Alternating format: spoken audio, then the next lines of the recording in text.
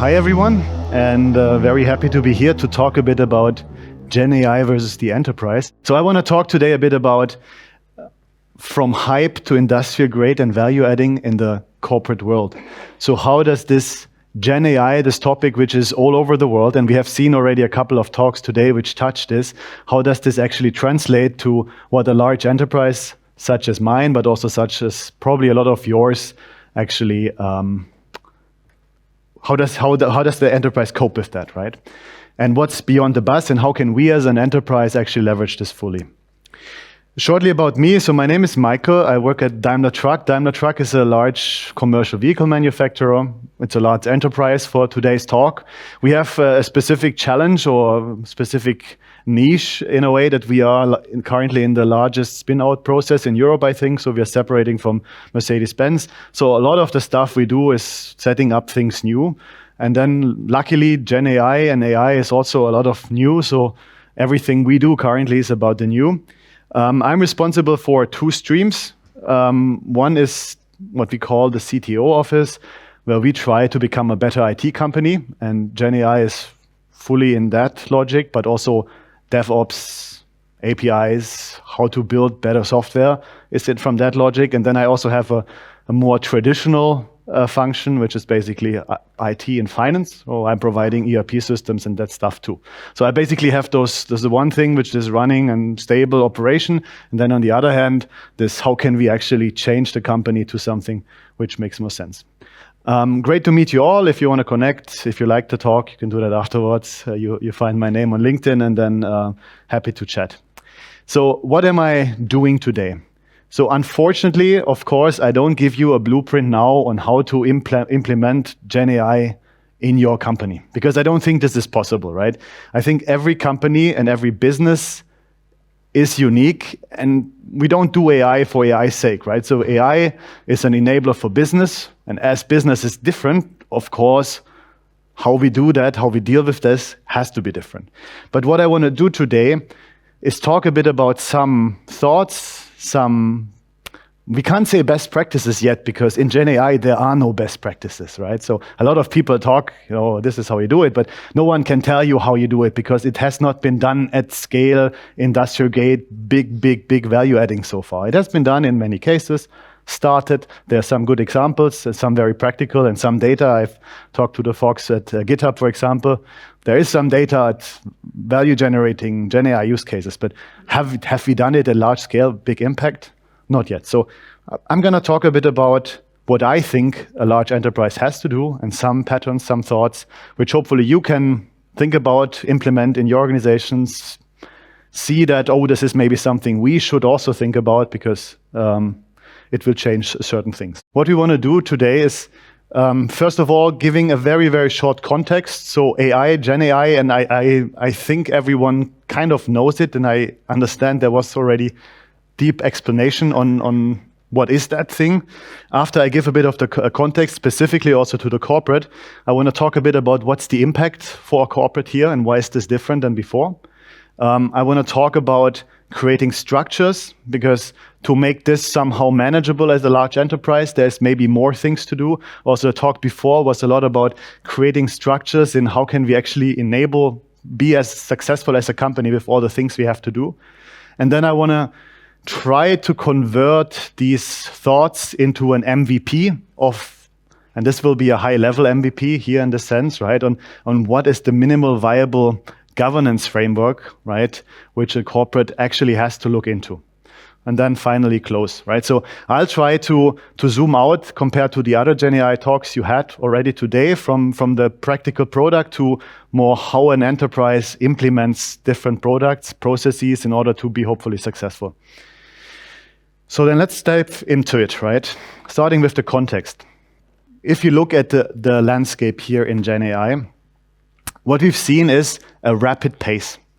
There has never been a pace like this in technology. If you think about ChatGPT, when ChatGPT started, I think it was the fastest growing application we had, with 100 million users in about 2 months after launch, which is incredible, right? So I think the second one was TikTok, and I do think we will create more impact with that type of technology than TikTok, right? And we also see that the big players here Microsoft, Amazon investing significant amounts of money into it. And fast, and the recent thing I think was in September when Amazon announced investing 4 billion in Anthropic. It's an investment. It's not purchasing a company. If you purchase a company for 4 billion, people will think, wow, that's big. But investing 4 billion, that is even bigger, right? So that means there is a lot of stuff going on, and they understand there is a lot of things to gain, a lot of things to influence. And as this pace is so fast, and as also the end customer, the end user, every one of us, right? If I would ask you to raise your hand who has used ChatGPT, maybe let's do this quickly. Who has used that? Yeah, probably we should do it the other way around. So who's not used it, right? So I spare you the embarrassment, right? But but the thing is, right? So everyone uses it, and that is the critical piece about this, and why a corporate cannot, duck and cover, because if everyone uses it, also everyone in the corporate uses it, right? And if I, as a corporate, think, okay, well, I'm ignoring this, I don't need this. Well, my business is I build trucks. We're not saying this, that's why I'm here, obviously, right? But let's assume another company which does some metal things, and they say, we do metal, we don't do AI, but everyone does AI, then suddenly you can't, because suddenly someone will take a piece of whatever proprietary thing you have, put it in ChatGPT, and then, if you ask the guys from ChatGPT, so what happens with the data? Well, it's used for training. And then suddenly, if you have people who don't know, delivering stuff for training, which they shouldn't, right? So there is a need for actually thinking about this. Perfect. Back we are. It was only headlines, right? So what is this ChatGPT thing actually, right? So what is this, right? So we had an introduction. I just make so this is the only AI explanation slide I have in my set. It's very easy, right? So we talked about AI, artificial intelligence, right? So what does it mean? Well, it's systems which can adapt and which can do things autonomously, as a very rough description about what is AI. Then machine learning, right? This is then programs, algorithms, which actually do that for us. Deep learning, and explain it only very briefly to kind of explain what ChatGPT is. Deep learning is usually one technique, right? So neural networks is one machine learning algorithm, but in a more complicated, multi-layered manner, right? So it's layers after layers, and then it's deep, very easy. And GenAI, and then specifically the large language models, one subset usually of this. So GenAI has the definition of AI that generates stuff. That's generative AI, also very easy. Even though that is a difference, and we'll talk a bit about this in a minute, right? That is a significant difference than before, especially thinking about the mass adoption we are looking into now. And then, of course, large language models, so generative AI, which knows language, period, right? So it's not a dystopian mega AI which can control the world and do a lot of things. It can only do language. However, language is a powerful thing to do. And a lot of knowledge is in that, right? And that's ChatGPT, but that's just because of the hype. Of course, all the other large language models, the competitors are also in that game. And I'm also not talking about the technology itself. So for me now, it doesn't matter if it's ChatGPT, Bart, or any other stack here. But the question now is, what changed from before to now, right? This is, by the way, the next generation of our trucks. Designed, of course, by AI, right? What else? So what changed before? So why do we have to care now as an organizational level on that topic? Why do we have to care? Well, on the one hand, we are now in a situation that on the technical side, we are in never before touched spheres, right? So, I mean, we have an ever increased storage capacity and decreased in cost in storage. Same goes for compute, right? So this is, of course, something which, gradually gets cheaper and better. And so now we are at a stage which actually we can do stuff. And our colleagues at Microsoft or AWS, they are building data centers for that stuff. And it's still enormous amounts of data center they need to ramp up. However, it's kind of in a manageable space, right? So it's possible to do so. It's possible to have these gigantic models which we have, fuel it with data, feed it with data, and operate it, number one. And it's at comparable cost. It's still super expensive, right? but it's all right. Secondly, on the technical side, since 2017, right? So that's also important with the large language models. Maybe that has been touched before. This design principle of the transformer, which is kind of the foundation of how can we actually do these large language models at scale, was invented. So this is new tech, 2017. It's not so far away. And as in the preparation, I've listened to some TED Talks from kind of 2015, 16, 17. And in a talk from 16 was, how can, just imagine AI which can take the whole internet as input, everything which is written. Crazy. And then in the same year, basically, oh yeah, actually that's not possible, right? So and that's where we're looking at, right? And then this whole internet, right? And that's a bit to the generative piece. Now with this capability of reading the whole internet, every book, everything humanity has written, suddenly we are talking about different tasks the computer can do, right? And this is important also for this talk. We are now shifting from someone who is from a data job to a whatever white collar worker job, right? Which can be now augmented with this technology, and that is the critical distinguishing factor. And for me, actually the main takeaway from my presentation, and it's super easy in terms of what is GenAI and why is GenAI important. Because we are now in a space that, everything in the world can be described with language, right? So, that's what we do. Humans write stuff about stuff and it's somewhere. So everything can be described, let's say almost everything. Maybe there's some things, if it's getting too emotional, it's maybe tough. But even that you can try, right? So poems try to do that. So everything which is written, everything which is knowledge can be written, and the AI can use that, right? Everything written can be used. That is a big, it's very plain and simple if you think about it, but it's a big thing. So suddenly everything is there. And then the second piece, and that's even more important, I think, for the corporate world now, is humans can actually also read and write. It's not only the machine. And so suddenly, if a machine has an interface, only takes text and speech, and then humans can interact with that machine. And that changes the game significantly, right? Because we are talking before AI, data science, expert systems, you need a data engineer, you need a data scientist, and now people make you believe that you need prompt engineer, right? And all of them do. Like 50% of my LinkedIn feed is full of people who tell me that these are the 10 prompts will change the world. And I don't fully disagree, right? So it makes sense that you nowadays know how to talk to the machine to get the output you want. But to be honest, if I was OpenAI and Microsoft and AWS and the guys, they will work on making this as seamless as possible, because it's seamless already, right? So in 3 years, I hope no one will talk about prompt engineering anymore, because the machine will understand what you're writing. So it's already like this, right? There's nuances, obviously, but it's gonna be commoditized even more, and we are looking into mass adoption. And that for me is the game changer. Why now on the corporate level? I don't have the excuse to say I don't do it, because it's gonna be all over the place. Everyone, as we raised the hand, everyone will use it.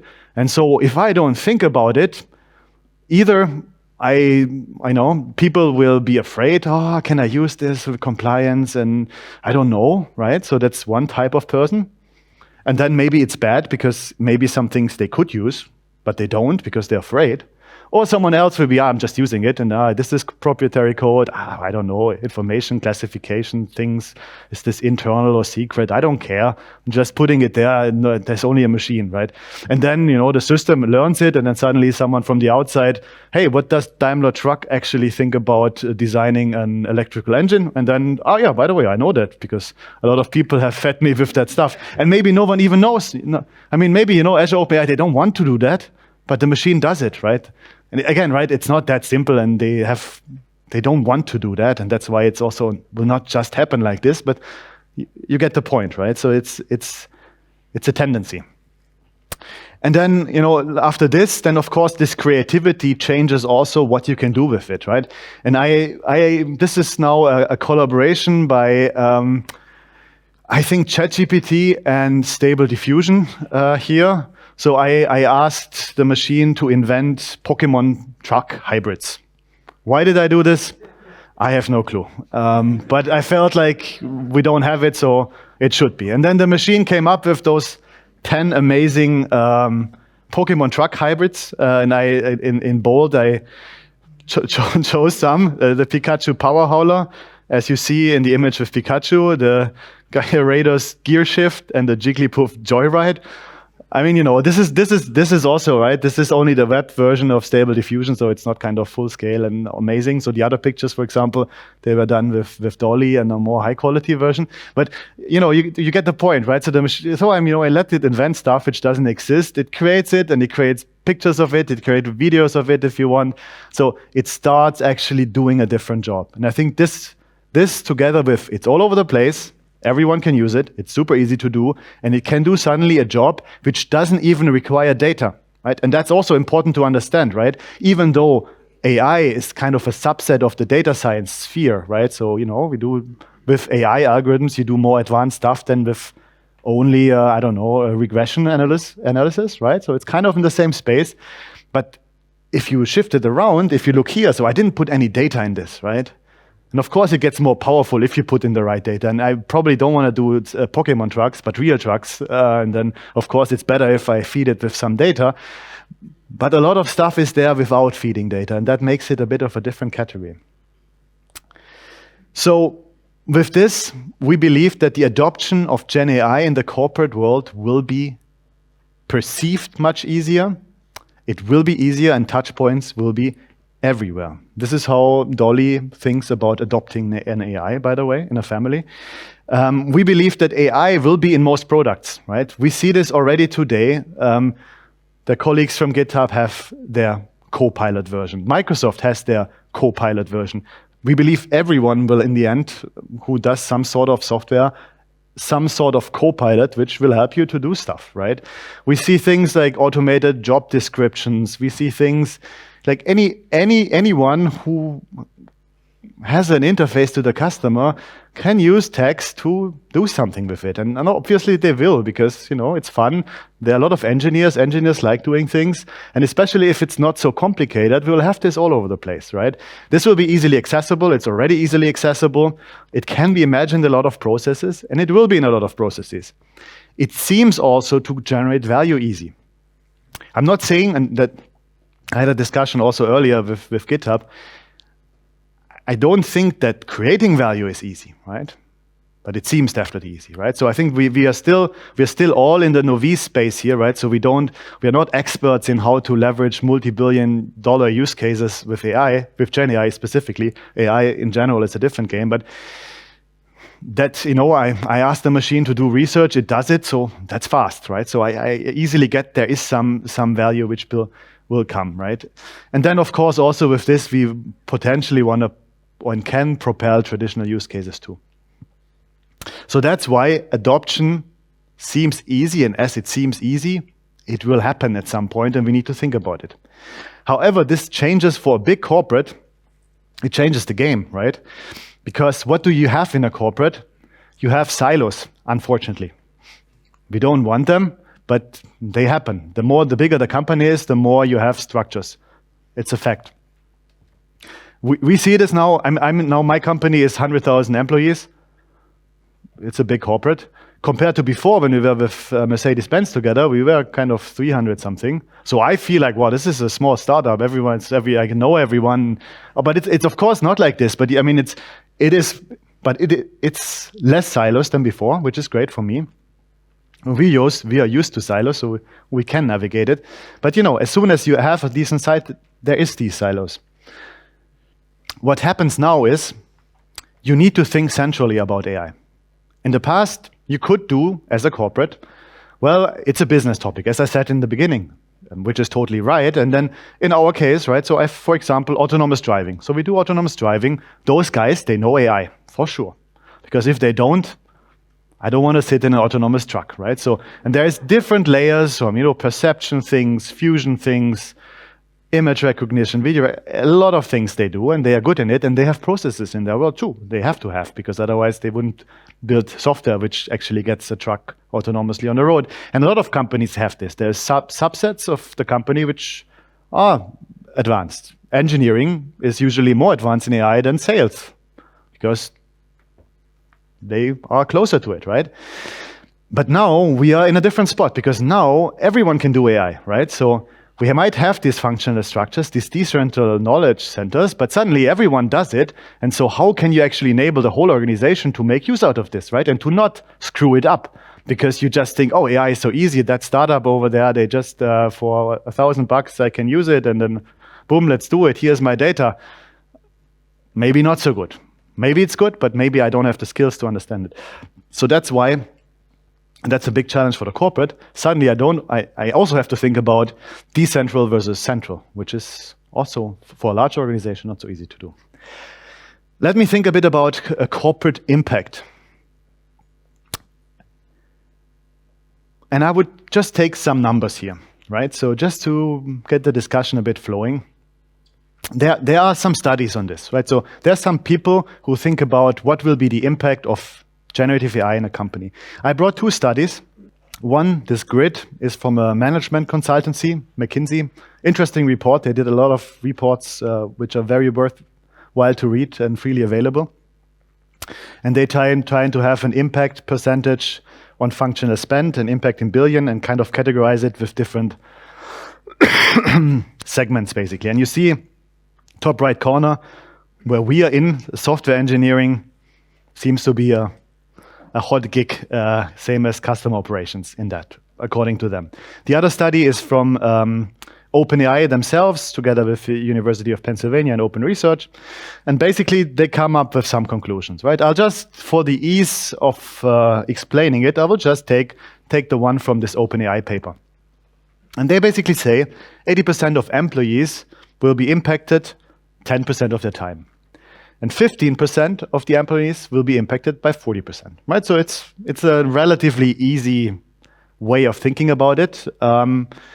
And we in our company, we did do that a bit more thoroughly. So we try to understand also our workforce in more detail because it depends, right? So it depends how is your structure, what do you do, and so on and so forth. But for ease, let's just take the plain and simple numbers, and we can still reduce it afterwards and half it and quarter it, and it's still going to be impressive. Let's just assume a company of 100K employees. It can be 50, but 100K is also an easy number to calculate. So if you now take this just plain and simple, what you will end up is 14% of the total workforce on a 100% AI impacted figure. Right? So basically 14% of the time of all employees based on that study, right? When I'm not saying it's true. Right? So this is a study and there's OpenAI in it, and they will of course like to have big numbers.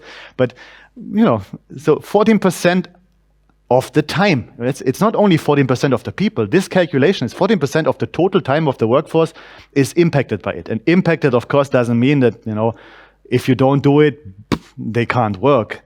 And it also doesn't mean they will create insane amounts of revenue. Fact is, so far, companies believe that it's rather on a cost saving than on the revenue side. And even the cost saving is not easy. But what it means, and that's also important for the corporate game, it means, well, we do have to care about it, right? It's not like we cannot care about it, because if it's impacting 14%, then you need to care about it. You can take it a bit further, and this definitely has to be taken with a grain of salt, maybe a whole, I don't know, bucket of salt. If you are now saying, okay, well, my company, and this is something we do 50 billion. So let's say 14% of the people, what's the revenue contribution? It doesn't work like this, right? But if you just do plain math to make it easy, you have suddenly 7 billion of impact. Again, right? So it's not the case that it's going to be, if we don't use GenAI, we will lose 7 billion. But on the other hand, it's also like with the internet, right? So if I don't have internet, it also will not, maybe today it actually will, right? So probably it's not possible to run the operations without internet, but there will be ways around. But I think the big takeaway is, if you think about that amount of people, still those 7 billion of euro are impacted because they're impacted, because the time is impacted, and then you can either do it well or you do it badly. If you do it well, it's going to be efficient. You can, with that money, maybe have a small fraction of revenue increase, small fraction of cost savings, and with such big numbers, small percentages already make big impact. And that's for me the main takeaway, to just see the whole size of this opportunity. So what does this mean what should we do? How do we create structures around to make this actually feasible? Well, first of all, unfortunately, it's not just implementing ChatGPT. That's an easy fact, right? There is a lot of layers which we as a company have to go through in order to, and any company has to go through in order to make use of GenAI successfully. And well, beyond the models, you have a technical piece, you have data, architecture, cloud infrastructure, automation, the tooling, like all the technology pieces. You have accessibility as a kind of a hybrid category, which looks a bit into can people use it, both from a process point of view, but also from a technical point of view. And you have, of course, people, processes, and the governance around it. This all has to be in place to actually make really use out of this. I talked about the enterprise, right? So one thing is this different layers of the stack which we need to look into, and the other thing I was saying is this central versus decentral, right? So suddenly we have different worlds we're looking in, and we have here on the left side, from your perspective, I have central structure, and on the right side I have local structure. As I said, right, we need to do now in the corporate world or in any larger enterprise which deals with GenAI, you need to have a global perspective.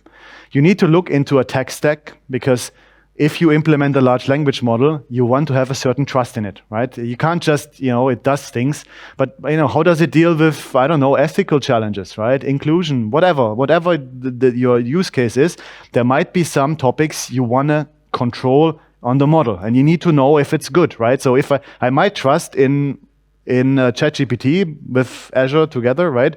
Maybe I trust in them because I have a good relationship. They put a lot of effort into making it sound. Someone else maybe not, right? So you need to have this central tooling, right? You also probably have partners who know your tooling, right? So because if everyone does everything with everything, then you end up in uncontrollable mess and architecture, which is not healthy. Then you want to have a certain level on policies, controls, governance around it, which engage basically your foundational models and give the guidance on how to use it, right? And you have a central view on the workforce, because if that has an impact on the workforce, you need to think about it, right? If it changes job, and it will change jobs, especially and also in our industry, in software engineering, if I deal with an AI which does things for me, then it's different than if I do it myself, because I suddenly have a virtual coworker and suddenly I become a team lead, if I want it or not, right? And that needs change in job profile, needs change in a lot of things, right? And then maybe I will have some objectives on top too, right? But this will have to be kind of in sync with a local place too. Because if I'm now in our business, if I'm now the autonomous driving unit in Daimler Truck, then I don't know, I know AI, right? I have my own policies, and maybe they go even further in many cases, because now I built AI which can kill people. That's different than enterprise stuff and sales stuff, right? That can have brand impact and that sort of stuff, which is also something to think about. But if it has the impact of killing people because it drives a truck, then I have to think about different things. So I might have local functional controls, governance mechanisms, implementation partners, and so on and so forth. And we need to get that in sync. And that's why transparency and collaboration will be key. So we will have to set up as corporates this left side, and we'll have to ensure that there is transparency and collaboration on the other side too. Then I will go through a bit the different layers here. I have a very rough scheme here of the tech stack. Because of course, thinking about tech stack, what do we need as a global perspective on the central, right? So, well, data is the foundation of many things. I will need some data governance. I'm not going into details here, right? To make sure that the data we have is controlled. We have a categorization of it. We know what we can use and what we don't. Because if that input is not at the right spot, then the output is going to be also in a different space. Then we need to enable, as large corporates, large language models. In a big corporate, it's sometimes an issue. And it's okay that it's an issue, right? Because you need to have some security clearing for it. Because if you don't have security clearing, and with this, I mean, a machine which has the job to learn everything you have, you need to think about it, because suddenly certain stuff which is proprietary gets in the wrong hands, right? And then you have needs to build some interfaces, user experience around it to make it accessible, right? Because if it's not accessible, then no one will use it. And we are not there yet, if you ask me, frankly. You also need to think about best practices and design patterns, both on the process side of how to do things, but also on kind of the product side, to actually enable technology to be shipped properly. Then on the next side, the accessibility I mentioned, right, is also a critical cornerstone. I see it in two ways. I see technical accessibility in one hand, which talks about security clearance, so can I use this, interfaces which are easy to use, user experience which is easy, tooling which is available to really use AI to the full extent. If I'm coding, I want a tool which helps me with code. If I'm a customer agent in a call center, I need a very different tool. But this tool has to be maybe sometimes even built. Some tools exist for that. But that's not all, right? Because especially the larger the corporate gets, the more the organizational complexity has to be treated. We will have to have a huge change management because people will be afraid. People are afraid. They're taking away, this machine takes away the jobs. How am I now 30 years in the job kind of using this and making use of it? A lot of things have to be done actively. We need campaigns and change management. We have to tackle the culture, and each culture is different. Some companies, they want to try out things, others don't, and you have to deal with that. You have to build processes, especially to create trust around it, because there's no way of moving away from it. That's why you need to make sure that everyone feels it's the right thing and that the company is dealing with it properly. Yeah, this one is also a lot of text, and I wanted to have it actually step by step, so sorry. Now you have all of it. Last but not least, I'd like to talk a bit about governance and the levels of controls, right? So this is not a solution about controls and what you need to do exactly. That's my take on which dimensions you need to have controls for. First dimension, and we go quickly through each pillar. First one is impact. You need to have, on a central level in any company which deals with AI, an understanding about what is the impact of what we're doing. Business impact, obviously, because if you do now, it shouldn't be just hype and fancy, I want AI, and then someone does AI. That shouldn't be the case, right? So you need to understand, is there business impact? Okay, that's a given, typically. It should be like this. But what's new now, social impact and brand impact, because as soon as you have autonomous systems running out there, and they could, right? We have chatbots which can interact, they know language, they can talk to your customers. Should they? I don't know. So you need to understand the brand impact that can have, both positive and negative side. And you need to find ways to monitor it. You need to have also ways to monitor your social impact, because if it changes your workforce, and the larger your corporate gets or the company gets, the more workforce is impacted. And if I talk about, 14,000, 150,000, whatever employees which have some impact, I need to think about it because that's a lot of people. Second pillar here for me is trust, right? So you need to build trust in the systems. You need to have security. You need to monitor vulnerabilities. You need hardening for your systems. You need to have risk mitigation plans. You need to think about compliance, that you, for your own company, but also for legal frameworks and the legal dimensions, they are shifting in that space. So we have an AI Act coming in Europe. Other like China will do something for sure. They have already done some GenAI, kind of not really act, kind of a small annotation, and they will do more. And also in the US stuff will happen. So you need to understand this. You need to make sure that your programs are reliable, and you also need to understand when and how to get the human in the loop to create this trust, right? Sometimes it's maybe the right thing, maybe in lots of times.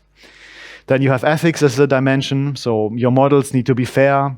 They need to handle data properly. They need to prevent misuse of data. They need to somehow be inclusive, right? An easy example is if you take the whole internet as input, and then, in a large German corporate industry, who to hire? It's a white male, 50-year plus. I don't know. Is that what you want to hire? Probably not. Of course, it's like the systems are not designed in a way that exactly this happens, so they know that. But you need to think about it, right? Because as soon as you build something new, you have biases embedded, right? Transparency is key also for the ethical, but also for the trust. And then you have what I said with all the legal implementations and implications. You need to think about intellectual property. It's not all defined yet, right? So there's a lot of uncertainty here too. You need about AI and data regulation, which is upcoming, because if you don't know that and you have then AI models in hundred thousands of places and you don't have control what's going on, you might be in a big problem. In a small company, it's not so tough because you see something, you can control it because it's understandable. As larger as the company gets, it's impossible if you don't have any mechanisms in place to know what you have. So as the time is getting to the end, I want to conclude this whole with my thoughts of an MVP here. What can be a minimal viable governance for AI in the corporate world, right? And of course, this is my thoughts on this. We think about this a lot in my company because we believe we need to do it properly. We need to make it lean, but still kind of efficient. And so this is not, and no one, and anyone who says he has now a blueprint and this is how you do it, any consultant or whoever, they are lying, because there is not such a thing as this blueprint, which is exactly the right thing to do. There's a lot of smart people which think about this, and also a lot of consultants are smart people and can provide you with something which is valuable here, such as hopefully but there is not that's the way forward, right? So I'll share with you my thoughts of what I think a corporate should do, and then I'm also in the break happy to discuss it with you, and I'm very happy for any input because we need to build it up properly, right? And also here, sorry, it was kind of a part-by-part thing, and now you have all of it. It's not so minimal. That's the one thing. But let me go step by step through it and explain a bit what I think we need to do. So let's start with the impact, right? So I think impact has to be a part of your governance framework with AI. Why? Well, you need to understand each business needs it, but you understand the impact of a use case. On the business side, it makes sense for a corporate to also have some aggregated level for this, because there is a lot of change coming and you should kind of know the value you're creating, especially for your top management. So that's why I think there should be this transparency on business impact here too. But it's very important that legal impact of use cases and ethical impact of use cases. And here on the left side, we're talking about per use case level, right? So also there's two dimensions here on a central and on a per use case level. We start on the use case. Also, the social and ethical impact and the legal impact per use case needs to be understood because it's diverse. Every use case is different, and you need to have, in my opinion, on each use case, it doesn't have to be fancy. And you need to categorize it into a high impact case, low impact case. But this impact scheme is your kind of the gear shifts you have in that. If you see big impact use cases, you need to look deeper and more thorough at the stack to understand if there is risk. If it's not so much impact, then maybe you don't.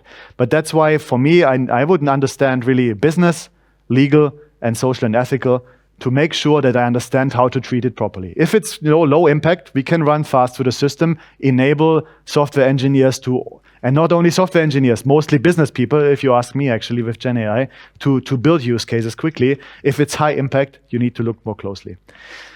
For trust, if I'm on the corporate side, to be honest, to make it easy, I would make human in the loop a standard, right? So it should be always a human, at least, be somewhere. If you want to automate something completely, like whatever, a customer interaction completely automated, it could be done, but you have to look closely. And so that's why I would make this as a standard. And I would always label AI to be on the trust side, right? Because, it will be that a lot of things will happen if you don't know if it's a human or not. I think it just doesn't help if the trust is kind of endangered because it could be just labeled. And then on the tech side, for the minimal governance, I would have an assessment of the technical implementation because there will be some technical challenges. You can have a baseline technical assessment, and I'll talk in a second about it, but you need also something per use case basis. So this is on the use case. On the central piece, I think every big company has to invest in a team, and a team can be one or two persons to be fair, but who is looking at the legal implications. I think if you don't, it's not smart because there's so many things happening. And some companies at our size, they probably should also lobby to make it properly, right? Because there is some things which the EU can screw up in an AI Act. Hopefully they don't, but it means we have to help understand what is actually the impact of any decision, right? And so we as corporates, I need to understand and B need to influence to the better if possible. We need to look into trust in general. So and for me, that one is you need to properly assess your large language models, your large GenAI architecture so that they are okay. That you say, I trust them, it's socially acceptable, ethical acceptable, inclusion is covered, so that people who are business users, they can use it and they are not running into challenges. On top of the trust level, the data you put in has to be governed as well. So you should know what you put in and categorize it and have methods and processes in place, because otherwise it can get messy very quickly. On the trust side, and very closely to it, right? So the technical side for the models also needs to be evaluated, right? So I would say every corporate, if you say, okay, I use Azure OpenAI or OpenAI from ChatGPT directly, you need to have a technical evaluation process for that. There's no way around it, because otherwise it's complex stuff now. It's not just, a small app. It's like a gigantic thing which evolves over time. So companies need to look into this. They need to monitor both the external side, so the ones you consume, as well as the internal side, right? If you build up any AI infrastructure, you need to be aware of this to enable the trust into the organization. And then lastly, you need to understand the overall impact, the overall use cases of AI. You need to understand impact on your workforce and business, because it's happening. And ideally also understand a bit who can you work with. Because I would advise to have at least some partners which understand your framework, because if just work with someone randomly who says now he's the cheapest, it might be dangerous, and then you end up in a messy architecture which is not following your governance. Well, that's not an easy one here, but I still feel like this is the minimal version we as a corporate have to deal with, and that makes it it makes it a job, right? It's also, it doesn't exist now, and maybe someone else has an idea which is better than this. Maybe someone has aspects which I have not covered, but at least for now, this is kind of how I see the world here and what we need to implement, and we'll try to do this, and we'll try to roll this out and make sure that the use cases we're dealing with, the opportunities are treated properly, and for sure it's going to be a ride, right? So it's a lot of things will happen. So last but not least, I hope you enjoyed this. I think as you said in the beginning, every business is different, but one thing is certain, AI will empower most of it, right? And every business has to think about how to deal with it, both on how to develop stuff with it, but then also the more overarching themes. Thanks a lot. And I think I'm out of time. Our presentation is over. I will be around here and also around in the mingling for any discussions. Here you see the next products coming out from us.